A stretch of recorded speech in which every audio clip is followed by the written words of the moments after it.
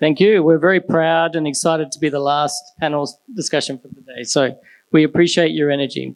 But the topic today is digital and human. And by digital, we mean AI. And we want to explore together where that line is, where AI begins and human interact. And that's what we want to discuss today. But we might start with a short self-introduction.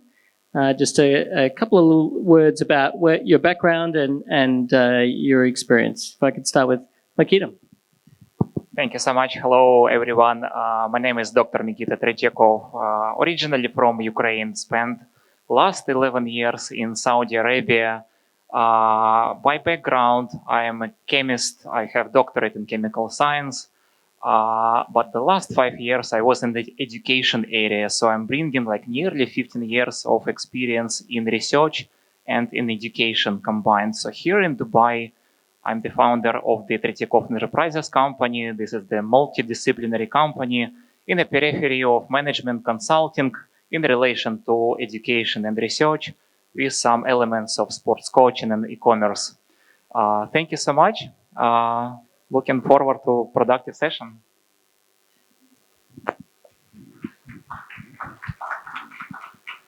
Hello, my name is Dr. Ali Bhayani. I am a professor at higher colleges of technology and I teach corporate entrepreneurship, and my research is in AI and marketing as well. And I have a small consulting company helping businesses use AI, and especially the AI in business and AI in marketing. But most of my research is academic research into how the friction of human element is so important in the age of AI. Thank you.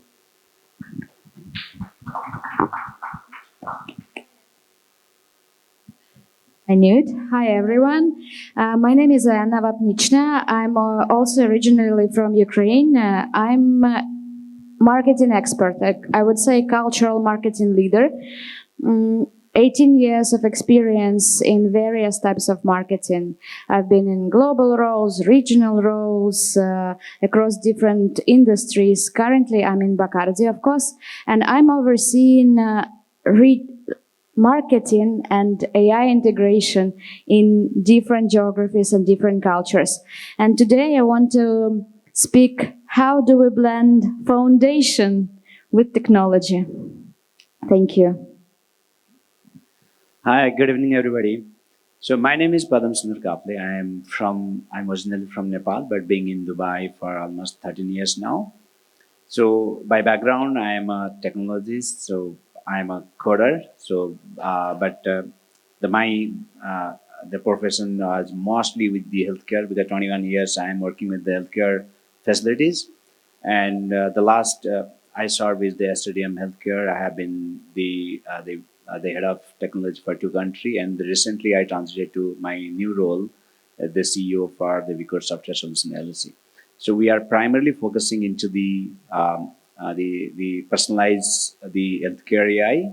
So basically, every human body is different. So we cannot use the general knowledge for everybody. So we need to have a personalized knowledge. So we have a variables. We have so many data sources where we get the data. So how this data can make your life or can help you to predict what is going to happen. So that is where we are working now. Thank you. I think we've got a very good broad scope of skills here, from academia, coal-face marketing, and then actually developing an AI model. So I think it's going to be a good discussion.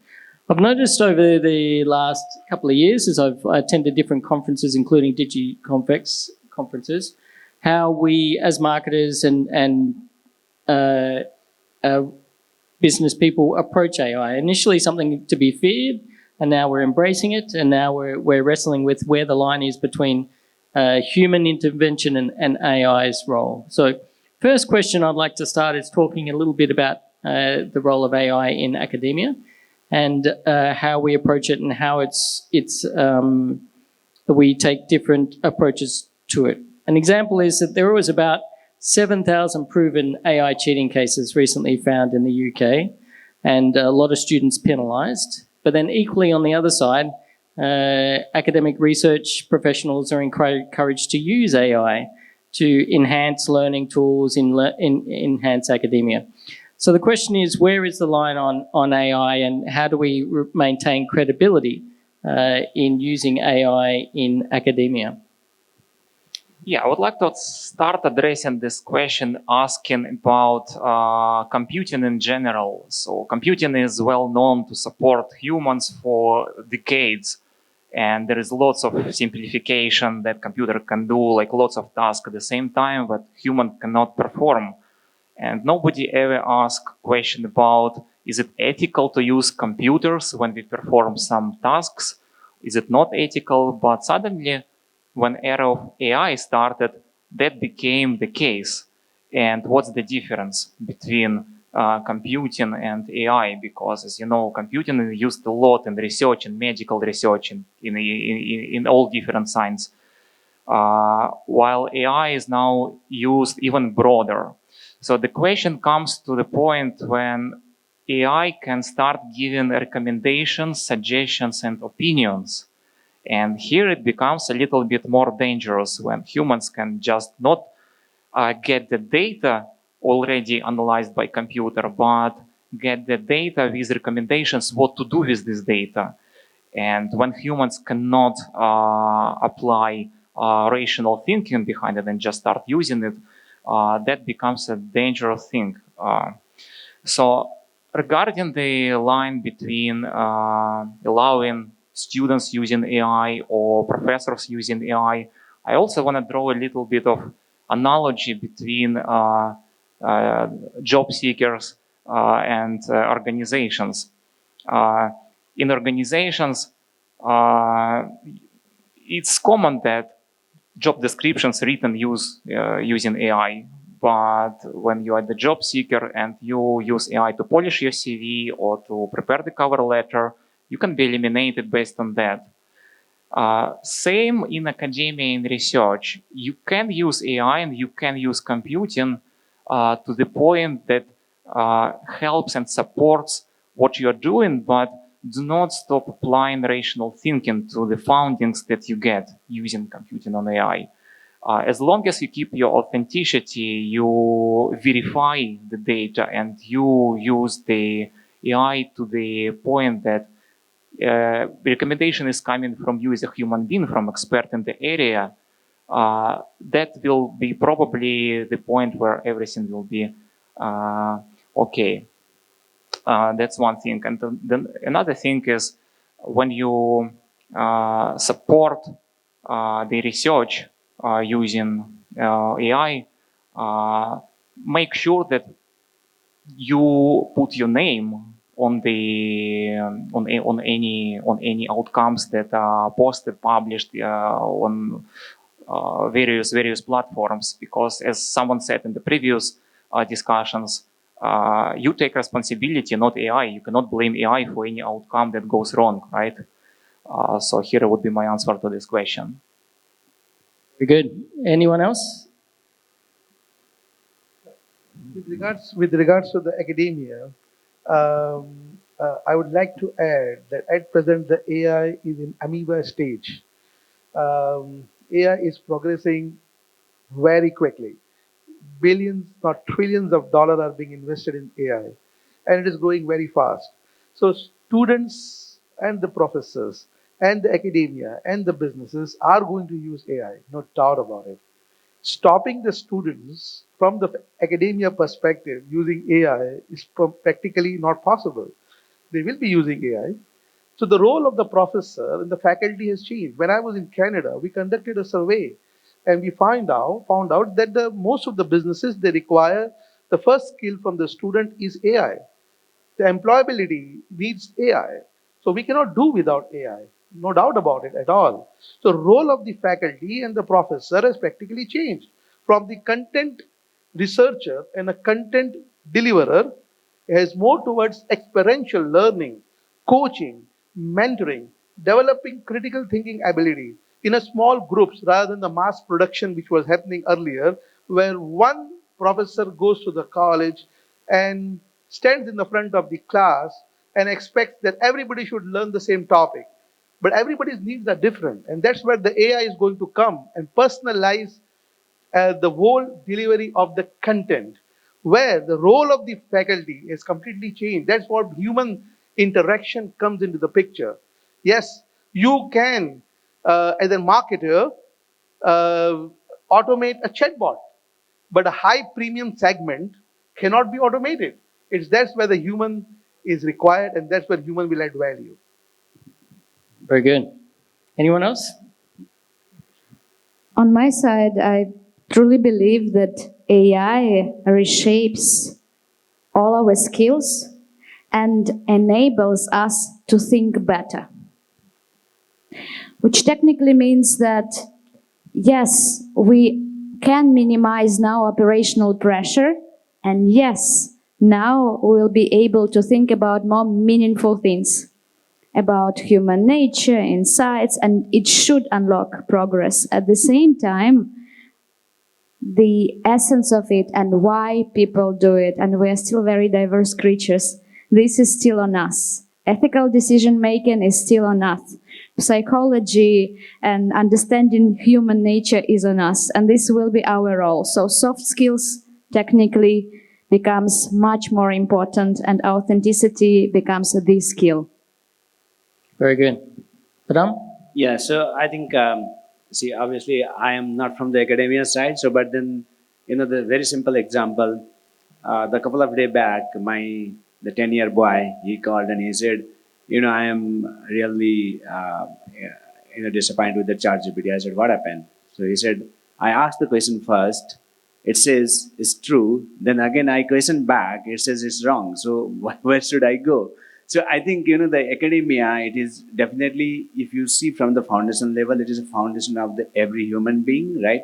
So there should be a responsible AI or kind of validation, one level validation. So today, you cannot stop anybody to use the AI, right? So that the kids has access of the internet, they can go into the AI. But I think being a parent, being a faculty, or being a professor, or being anybody in this, the society, we need to make that awareness to the kids or even the student, that what level of the AI you should believe in, right? In the academia, because it's vast. So if I connect with the academia and the healthcare, I think both are same. The healthcare is more into the let you live well, and the academia is the making your foundation, right? So that if you are being a good doctor, then you can treat the people well. But if the doctors started doing the ChatGPT or the the AI assist you do the research or the write the thesis, I think that is something going to be a quite worry in my opinion. Very good. Yeah, totally agree. So moving now to brand messaging. So we all, as business people, produce products. Padam and I, software. Bacardi produces a physical product. Ali does research and consulting, and then academic research for Mykyta. When we use AI, what's our obligation to disclose or communicate, or how can we effectively communicate that we're using AI? Mykyta, you've successfully built a academic research startup and exited. How have you communicated the use of AI in that process? Yeah, I think it comes to the question about responsibility. Who is responsible for the outcome? AI, humans. Of course, humans. When we publish scientific outcomes, there are names of researchers in the scientific article, right? The same way, when AI is used to the judgment, for example, or to recommendations or to something, I believe it's mandatory by policymakers to create the very clear guideline and policy to establish the name of the reviewer who actually reviews what the recommendations given by AI and accepts them. Without these clear guidelines established like in the organizational level, it will be very, very difficult to teach even students how to use ethically AI in their studies, how to use the technology to support their learning, and so on and so on. So when we talk about research and academia, lots of things are coming from creative minds, and researchers are, to some extent, artists. AI is not yet developed to replace artists, right? So, but the AI is now simplifying lots of things, making things faster, working better than Google to some extent. Yeah, it's very important for leaders in the academical institutions and for organizations and for faculty members to set the example from themselves that if I use AI, I openly say that I use AI for number one, number two, number three. This is the outcome. I verify the outcome by my professional expertise and opinion, and I'm responsible for what I'm publishing.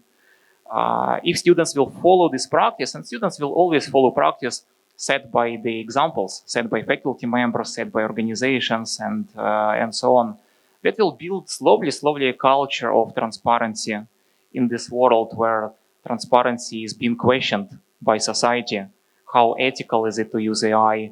What are the cases when it's not ethical, and other things? So building very clear guidelines is the key here.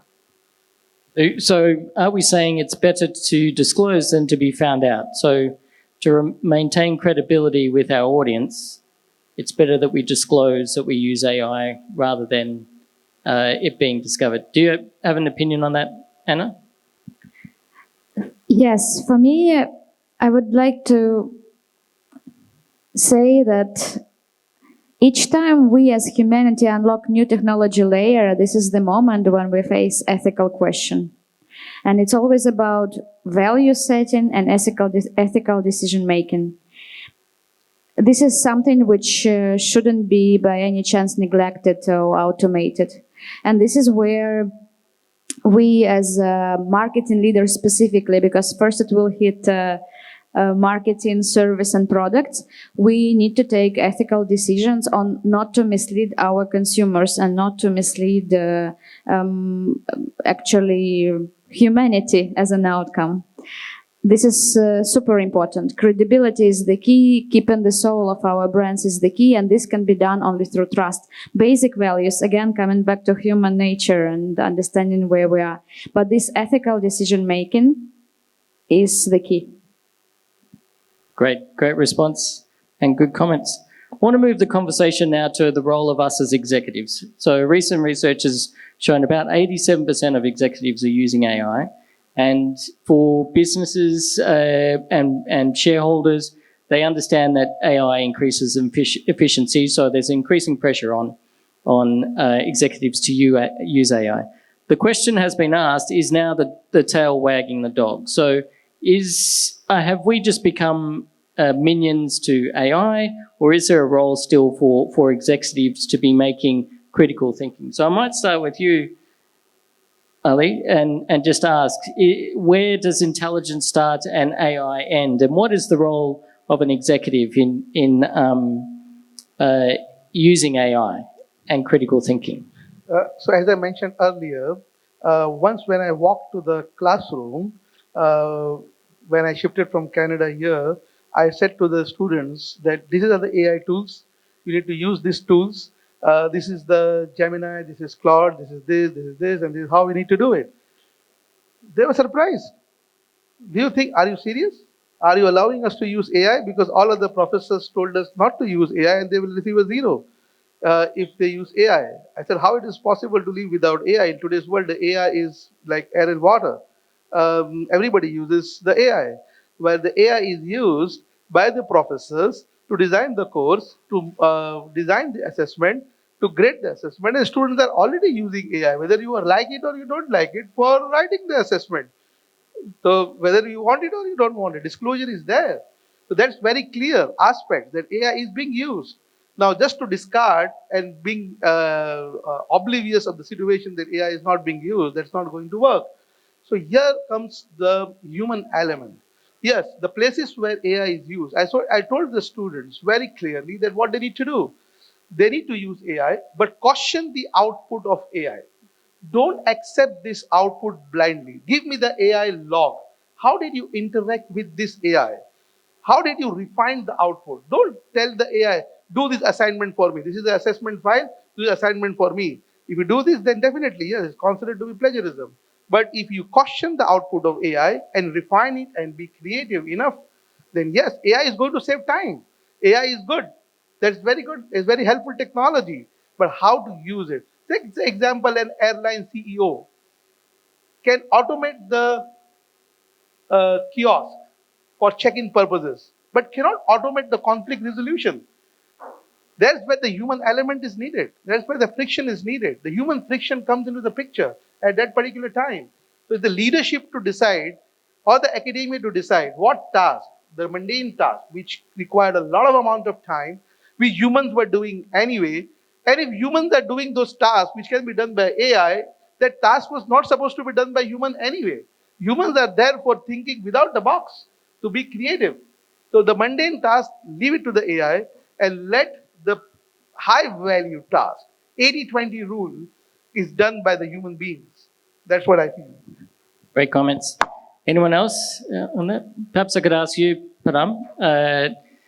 We have this image of a CEO as a Mark Zuckerberg, a Elon Musk, or Bob Iger that with their kind of gut and intuition have steered a company to great shareholder value. In the context of AI, is that now redundant? Is it just a matter of typing in to ChatGPT, build me a business plan, and that's going to take us all to unicorn status, or is there still some scope for that CEO intuition? So I think before that, so I'll just start with the fundamental of the AI. There are a lot of misconceptions, so like when the people talk about the AI, they think that that everything can be done through AI. So before reaching into the executive, as a coder, we use the AI for a lot of code simplification, right? So because there are a lot of complex logic that we ask these tools like the Cloud or the ChatGPT or the Gorg, right? We give those tasks to them, and that the output when it comes, it is us to validate and see whether this output is really the right or wrong, right? Because you cannot blindly trust, because this all data. So if you ask me, the LLM is nothing but it is the internet. Whatever you have in the internet is a scrap and it put into the LLM. But only the thing is there are some validation, the checks when the training happens, they check the quality of the data. So at the end, the human is the responsible, right? Whether it is right decision or not. So now going into the executive level also, it is a similar thing, right? So most of the people, what they do the mistake is you put the entire balance sheet into the ChatGPT and say, okay, tell me that what is wrong and what is right. This is absolutely wrong, right? You shouldn't do that. So you can ask for the logic. Okay, this is my the P&L or my balance sheet. So please guide me. How can I, take it or maybe how can I summarize this? So without uploading this data, you can definitely ask the AI. AI can help you, but there are the tendency that the people just upload all the data and ask AI to do the thing. But so I think before the panel we are discussing, right? So there are one case, I don't want to disclose the name, but in the one of the government, the audit, it has completely done by the AI. They believe that this is the right output, but then the government caught up and they have been fined, right? So AI is there to assist us, not to take the decision. Now, especially I come from the healthcare background, so we call it the CDS, Skill and Decision Support System, right? It can help you to decide what action to be taken, but it cannot decide in its own. Any other comments? Maybe I'll just quickly add to this. I want to ask the audience, raise your hand if anyone ever tried to ask ChatGPT or any other AI to write a poem or any kind of music or any kind of art. And probably a few people did. And how was the outcome?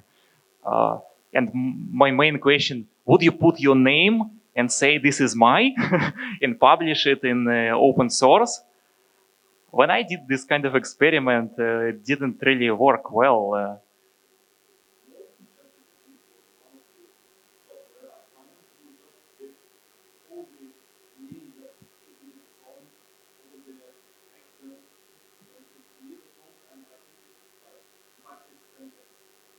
Yeah.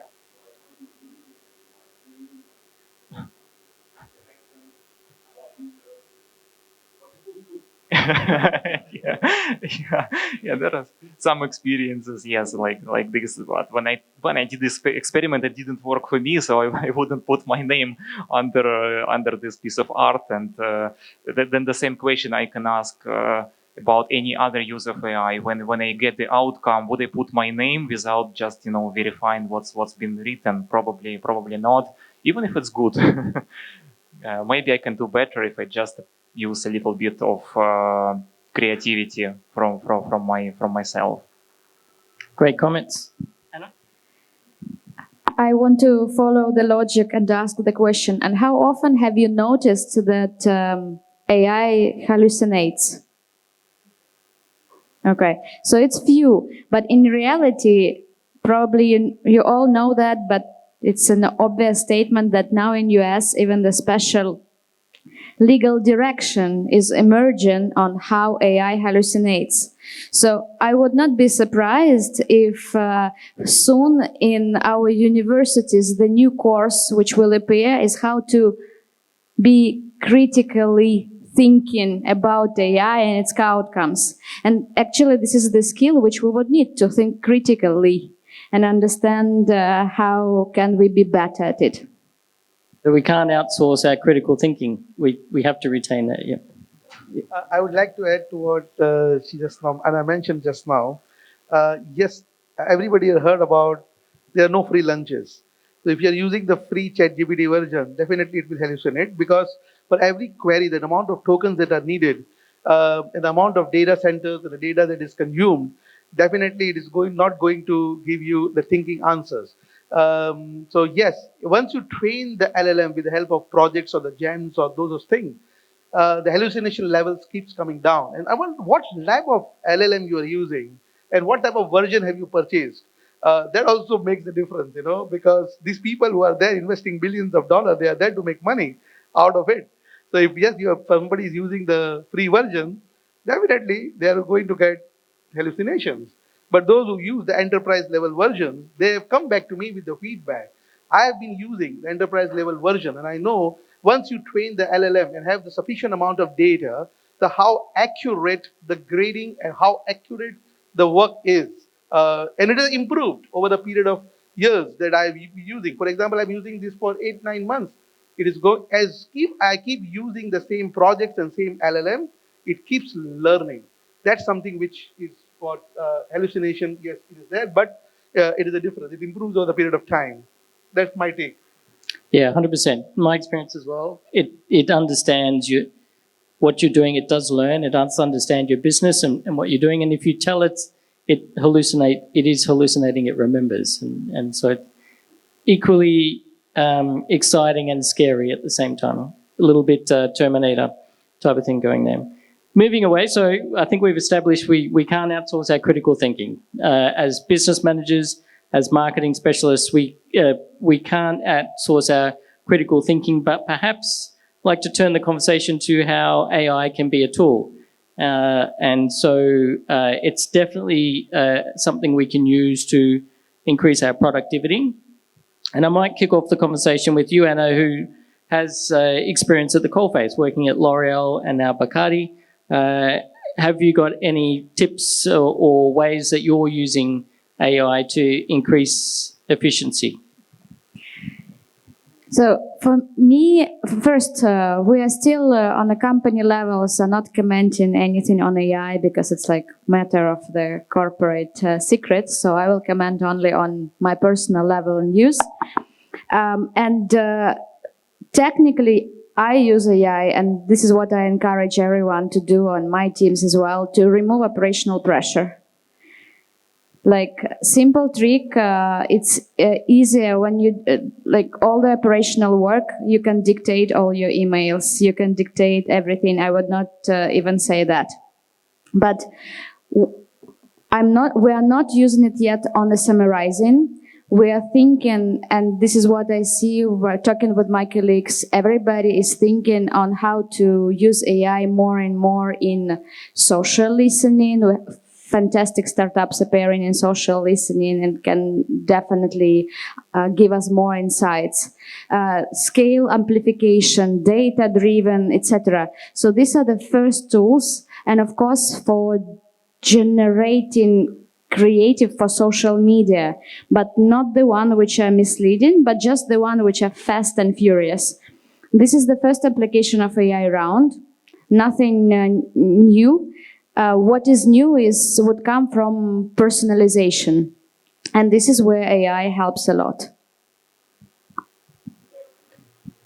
Just quickly, has anyone else got any efficiencies that they found with AI or tips to share?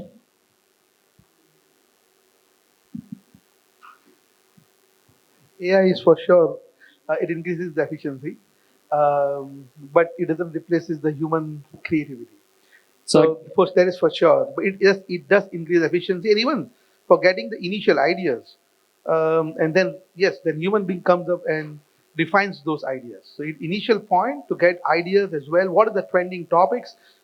Taking from the perplexity, using the Zapier throughout, and having the whole model, how it is posted on the LinkedIn. And yes, the creativity comes into picture. But even for creating new ideas, yes, the AI is used. Great comments. I think that's how we keep the genuine element of using AI, particularly in marketing, is that we need to be the final say. As you were saying, Mykyta, we can't outsource our ownership of what we produce. And so even though we use tools we've used in the past, if we produce a document in Word, we still have to spell check it because it's our work. If we use AI and we produce marketing materials or a business plan or a marketing plan, we still have to review it. And that's how we keep that credibility. So we might close now talking about some of the safeguards and actually the nuts and bolts of AI. So we have the benefit of having someone on the panel who's an AI CEO, a Tony Stark of healthcare, if you will. And so most of the market that when they talk about AI is good and good for productivity, but with guardrails. And there's a lot of talk about that in the US space, so legislation around guardrails and whatnot. So I wondered, Padam, if we could start with you as CEO of a company producing AI. Perhaps in layman's terms, can you explain to us a little bit of the guardrails that go into an AI model that protect us from some of the scary things that keep us up at night? Yeah. So definitely the safety is the one thing that, today I think everybody, we should care about. So we discussed in the beginning also how the yes or no answer for the kids, even that unit can impact. So when we train the models, right? So the one thing is we always keep in mind is, so basically we use the quality of the data, right? So that cannot be biased. So if there is something, so definitely, so the last model what we work is we call something called the whisper mechanism, right? So like Dr. Ari rightly mentioned that when you go with the general researches or maybe a low model, the AI to use, your answers are not that accurate. But when you are putting this into the healthcare, you cannot afford that, right? So there is something called the whispering. So there are multi-agents where the one agent, if it is not confident, it can go and ask, hey, this is my output, can you please validate? So the second model can revalidate and give so basically we go up to the 5 different agents and get the combine score and say, okay, this confidence score is maybe 80% or 90%, then we give the output. So basically, when you are building the model, you have to definitely, guardrail. So basically, you have to make sure that the output what we are giving to the users are not misleading them, right? And of course, data is one of the basic parameters. So today, if we are taking a data from the variables, right? So how accurate this data is?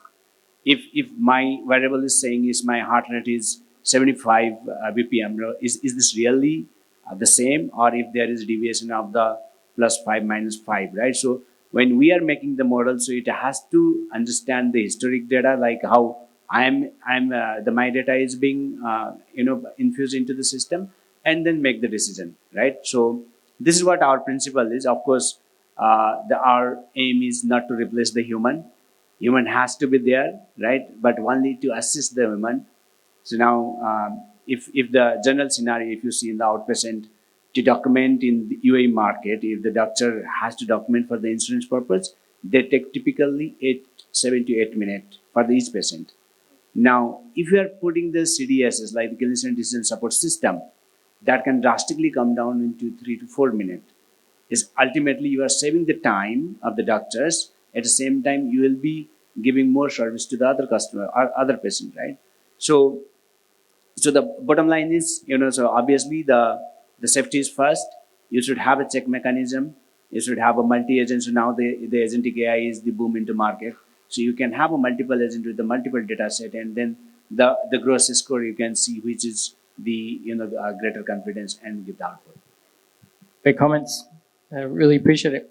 So before we go to questions, I might just ask each panelist one thing. We're talking about AI and human interaction. So if you wanted the audience one takeaway from how you interact with AI. Yes, I think all of you had this situation in your life when you call organization, it can be bank, healthcare, or whatever, and then AI bot starts speaking to you. Honestly, my first impression is, please connect me to human. My biggest takeaway is probably empathy. Empathy cannot and can never be replaced, regardless of how AI progresses. I do not see the way for empathy to be replaced in talking about everything: education, academia, healthcare, research, day-to-day operations, and so on and so on. We are humans and we talk the same language. Sometimes we do not talk the same language with AI, and empathy is something that we keep between us, and please let's preserve it. Great comments. Ali? To complement what Padam said just now about using the AI and the AI usage on this particular topic. So AI can replace human? No. But we'll definitely need less humans because of the efficiency that comes into picture. And that I was attending a Dubai Futures Forum last month, and we had a very hot discussion on this topic that 92 million people are going to lose jobs by 2030. Not because the humans are being replaced, but because we need less human beings, because the work of 30 people is done by 3 people now. So AI is being used, yes. AI will definitely replace jobs because we need less number of people. And just now we looked at the productivity aspect, the efficiency aspect, which is going to come. So my usage of AI is also the same. Because if I, as a faculty, I use AI, then I have more time to do something more creative because my mundane administrative task is being replaced. Instead of spending time on low productivity tasks, I at present, when I was not using AI, I was the most expensive clerk in the university, in the world. I was looking at typing the Excel sheet. Now which I can, using Zapier, I can just automate everything. Why should I be doing that work? So I should be doing the work which is going to add more value. So AI is going to take away routine, mundane tasks, which doesn't require my creativity level, which brings me to more expert level work which I'm supposed to do. So I think some people who say we reject, the human being will not be replaced. I have a second chance on it. Elon Musk just now mentioned that work will be optional for the people. And I agree with him on this particular topic. Because at present, what we are looking at, because I was in Canada, Scale.ai, where the government is funding a lot of industrialization to be done with the help of AI. We were doing the consulting work for a supply chain and logistics firm where 300 people were working. Now only 10 are working. We brought a technology of $8 million from China, and the 10 people are doing the work, 290 people are out of the work, and the work is much more better and faster. The sorting is done much more better and faster. So I don't think so that AI can be just be brushed off. Yes, some jobs will be lost. Government is going to come up with several measures to look into those aspects. That's not our topic of discussion today. Appreciate it. Anna? AI will kill many jobs. AI will create many jobs. And AI is reshaping already rules of the game. I want to build on my point on authenticity and how can you break through the clutter. And prove it with the case. Did you know that most of the HR companies right now, or many of them, are testing new approach to teams building? Before, if you need to decide who, you need to cut one employee. Normally, you would keep the best. Really, this is the logic. This is how humans work now. But in reality, AI, with the right data, will help us understand whom do you need to keep so you get best results as a team. And it means that that AI will help us identify gaps and opportunities, and those would win who would bring something to the table different than everyone else. That's why authenticity is the game. New thinking, creative thinking, and different thinking is the key, and critical thinking is the key. But it also means that we are entering exciting times when finally we can think bright and think more and in a meaningful way. Great. I love those comments. Padam? So, the AI will replace the job. Answer is true. Because if you see today, the Dr. Ali mentioned, the low profile tasks, right? So mostly if you see mostly contact center are now AI driven. So if you call any of the contact center in Dubai, you'll not talk with the human, you are talking with the AI agent, the voice agent, right? Now, if we don't upskill, right? So I have a coders who started with the Fox Pro and the DOS. They are absolutely replace when it come with the Visual Studio or with the Java or now with the React and the Python. Why? Because they didn't choose to upskill themselves, right? So the AI will replace if you are not upskill. So being a human, we have to upskill ourselves. Then nothing will replace us. Great. Totally agree. Okay, so now we might turn some time to some questions. Any questions from the floor? I can see one. All right, there. we can take a couple of questions only because running short of time and award ceremony is awaited. My question is very simple because we are talking more about, as Dr. Ali rightly said, that we are like, it's not about replacing the humans when it comes to team management. And Anna also said very well that nowadays when we are managing or upgrading the team, it's more of data-driven decisions we are taking and not just emotional decisions. So anyone can pick this question, but specifically, Dr. Ali, I want to understand how you see the future of any team management or like upscaling the team. It's more of a digital driven or it's a human driven? It is a combination of the two. It is a hybrid model where the low value 80% tasks are going to be done by AI. The high value 20% tasks are going to be done by the human beings. I would go even further. It's not 80-20, it is 90-10. 90% of the mundane task, which is like just imagine HR manager. How many people are involved in approval of the leave? Is there a need to have involved so many people? You just set the rule, have the data, we have the previous experiences available, and it will be done by the system. Why the human being needs to get involved in all of this? A student coming late, why we are supposed to? The team management also is the case. Whether we need team of agents, AI agents, or we need the team of human beings that is going to do the work. So yes, it is a hybrid model. The premium task, high value task done by the human being, where it will require human friction. Other tasks will be done by the AI. Great comments. Yep.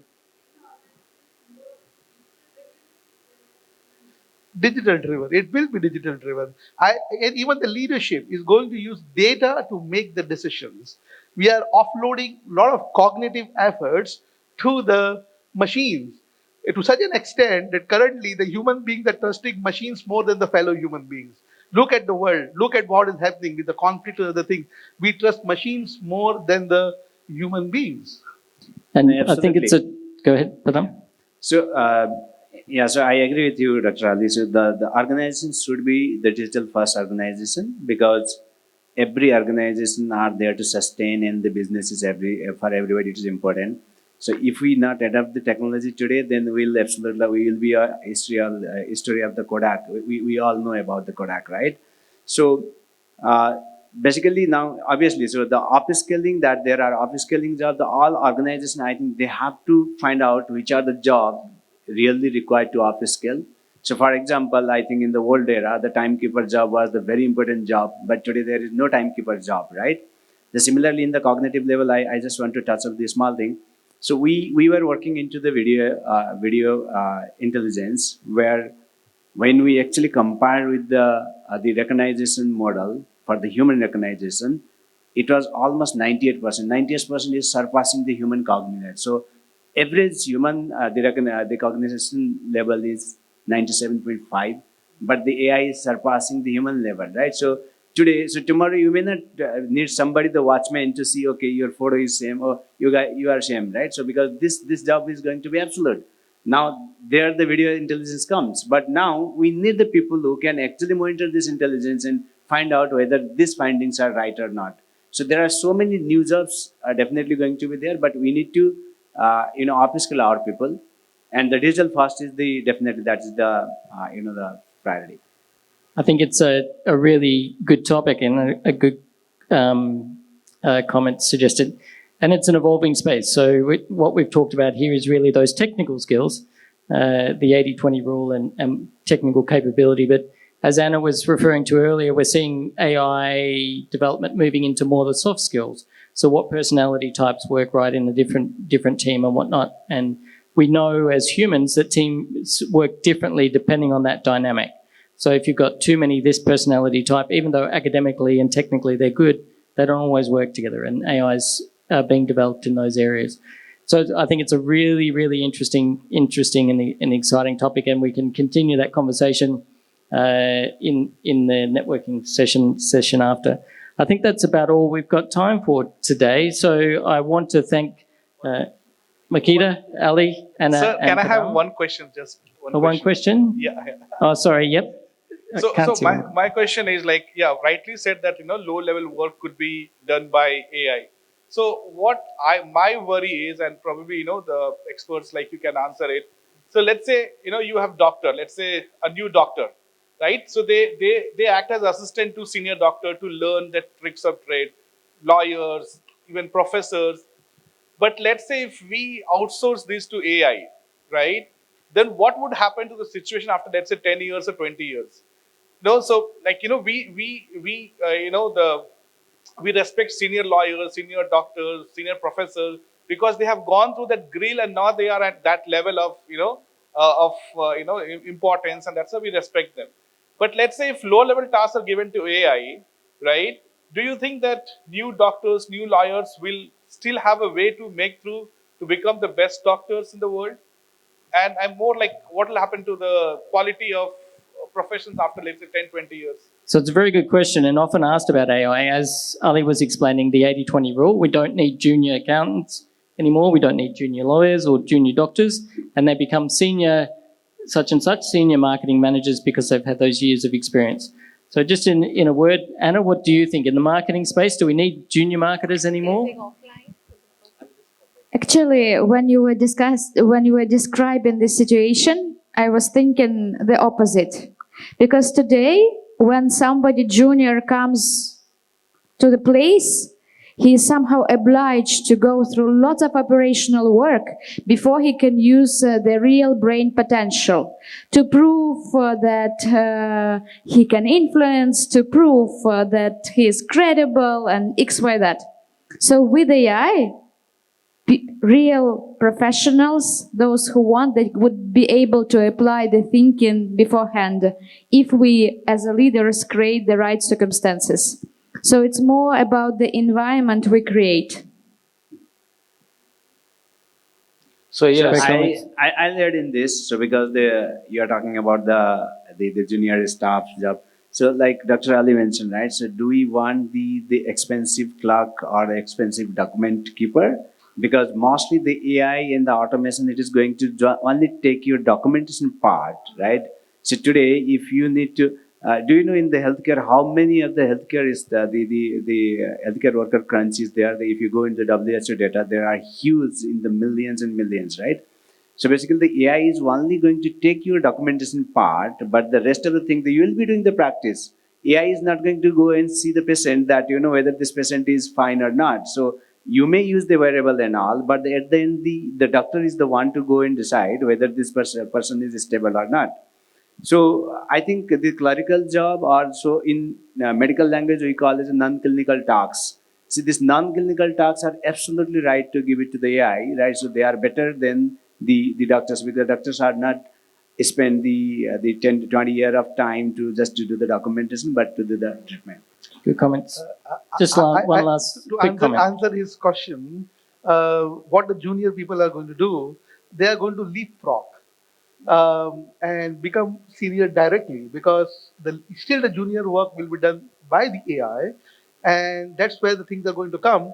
And I don't think so we will have too many junior people coming in anyway, because the world population is declining anyway.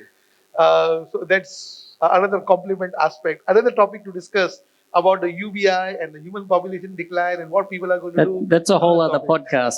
So I have got 40 seconds comment. When we talk about AI applications, the use cases which you are talking is not the actual use cases.